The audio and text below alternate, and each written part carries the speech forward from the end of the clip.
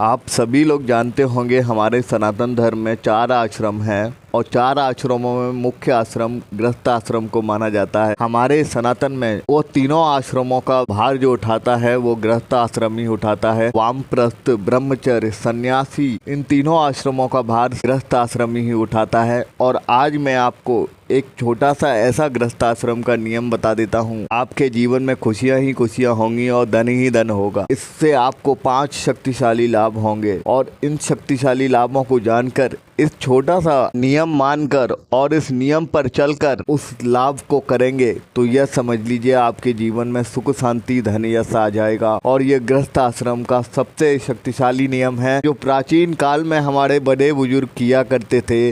पर धीरे धीरे क्या हुआ, जमाना बदलता गया और हमारे पुराने लोग, हमारे बड़े बुजुर्ग अपनी सनातन सभ्यता को, अपने संस्कारों को भूलते गए, विदेशी संस्कारों को अपनाते गए, जिस वजह से आप सब इन संस्कारों को भूल गए हैं। अभी भी हमारे सनातन धर्म में कुछ लोग इस संस्कार को करते हैं, पर कोई गुजर जाता है तो उसके घर से आने के बाद करते हैं। पर आज मैं आप सबको जब इसके लाभ बता दूंगा तो जो भी मुझे मानने वाले हैं, जो भी मुझे स्नेह करते हैं, वह एक बार मेरे कहने पर केवल 1 माह इस नियम को अपना कर देख लीजिएगा। आप देखेंगे कि आप अपने जीवन में सुख, शांति, धन, यश पाएंगे और आप अपने जीवन में कुछ अच्छा महसूस करेंगे। गृहस्थ आश्रम का वाकई शक्तिशाली नियम है और मैं अब आपको इसके लाभ बता देता हूं कि इससे क्या क्या लाभ होते हैं। देखिए, जब हम कहीं बाहर जाते हैं, 100 लोगों से टकराते हैं, 100 लोगों से मिलते हैं, 100 लोगों की ईर्ष्या भरी नजरें, कुछ लोगों की काली नजर, कुछ लोगों की ऐसी ऐसी ऊर्जाएं होती हैं जो हमसे टकराती हैं। यदि आप घर में प्रवेश करने से पहले ही यह चरण जल संस्कार कर लेते हैं घर के मुख्य द्वार पर, तो आपकी वह सभी तरह की नकारात्मक ऊर्जा, मलिन ऊर्जा और हर तरह की नकारात्मक ऊर्जा घर के बाहर ही वहीं मुक्त हो जाती है। मेरे कहने का तात्पर्य है, इस गृहस्थ आश्रम के नियम का नाम है चरण जल संस्कार और यह पहले हमारे बड़े बुजुर्ग किया करते थे। चरण जल संस्कार हमारे पहले बुजुर्ग किया करते थे, जो पहले घर बार से बाहर जाते थे और फिर खेत से लौट कर आते थे या किसी जगह से लौट कर आते थे, तो पहले वो घर के मुख्य द्वार पर या बार के बाहर ही नल लगा रहता था, वहां पर पहले अपने पूरे शरीर को स्नान आदि या अपने मुख को धोकर, अपने हाथ पैरों को धोकर अंदर आते थे। वह क्यों ऐसा किया करते थे? वह इसलिए ऐसा किया करते थे क्योंकि उनके घर पर, उनके गृहस्थ आश्रम पर नकारात्मक ऊर्जा ना जाए और ना ही उनके घर के मंदिर में, ना ही उनके रसोई घर में ऐसी कोई नकारात्मक ऊर्जा जाए। पर आजकल मैं देख रहा हूँ, आजकल के मनुष्य रसोई में और घर के मंदिर में चप्पल पहनकर ही अपने घर को दूषित करते हैं और हर जगह घुसकर चले जाते हैं। इससे घर का वातावरण, गृहस्थ आश्रम का वातावरण दूषित होता है, जिससे आपके जीवन में नकारात्मक ऊर्जा आती है। और मैं आपको इसके लाभ बताऊं, इसके बहुत सारे लाभ हैं। यदि आप घर के मुख्य द्वार पर चरण जल संस्कार करते हैं तो आपका शरीर जो भी थकान भरा होता है वो मुक्त हो जाता है और जब थकान से भरा हुआ शरीर आपका मुक्त हो जाता है तो आपके जीवन में मानसिक शांति आती है और वह मानसिक शांति आपके दाम्पत्य जीवन को सुखद बनाती है। यह चरण जल संस्कार के 2 लाभ हो गए।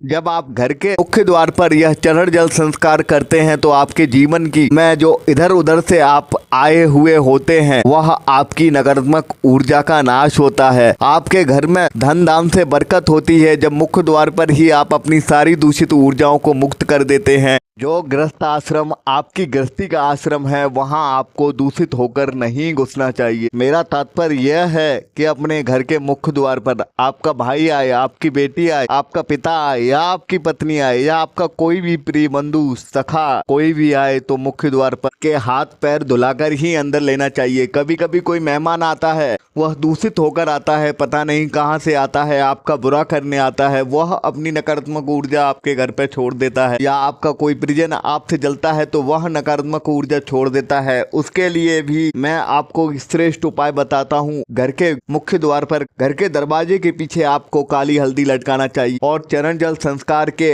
अनेक लाभ हैं। मैं आपको 3 लाभ बता चुका हूँ, अब मैं आपको चतुर्थ और पंचम लाभ भी बताता हूँ। जब आप चरण जल संस्कार कर घर में घुसते हैं तो आपके घर में सकारात्मक ऊर्जा का आवाहन होता है। और यदि आप गंगा जल से अपने प्रत्येक कमरे में अपने इष्ट देवी देवता का नाम लेकर छिड़काव करते हैं गंगा जल का, यह गंगा जल संस्कार, तो भी आपके घर में धन धाम से बरकत होती है और आपके घर में धन ही धन होता है। बस अपने इष्ट देवी देवता का नाम लेकर, या आपको अपने कुल देवी देवताओं का नाम ना भी पता है, फिर भी गंगा जल में खुशबूदार कोई चीज मिलाकर अपने घर के प्रत्येक कमरे अगर आप गंगा जल का छिड़काव संस्कार करते हैं, जल छिड़काव संस्कार करते हैं, तो आपके घर में धन धाम से बरकत और खुशियां आती हैं और आपके घर में सदैव ही धन रहता है। यह 2 संस्कार आपका जीवन बदल देंगे। मैंने जिन भी किसान भाई बहनों को और अपने भाई बहनों को यह 1 माह यह प्रयोग करने को बोला है, उन्होंने बताया है उनके जीवन में पहले से फर्क पड़ा है और अब पहले से घर में उनके कम बीमारियां आती हैं। यदि आप चरण जल संस्कार करके अगर घर में आते हैं तो आपके घर में बीमारियां कम होती हैं और आपके घर में नकारात्मक ऊर्जा कम आती है। आपके घर में कोई भी विपदा विवाह और या घर के लोगों में तनाव और झगड़े कम होते हैं और उनका वैवाहिक जीवन भी सुखमय जाता है यदि चरण जल संस्कार करते हैं। तो इतने लाभ हैं इस चरण जल संस्कार के,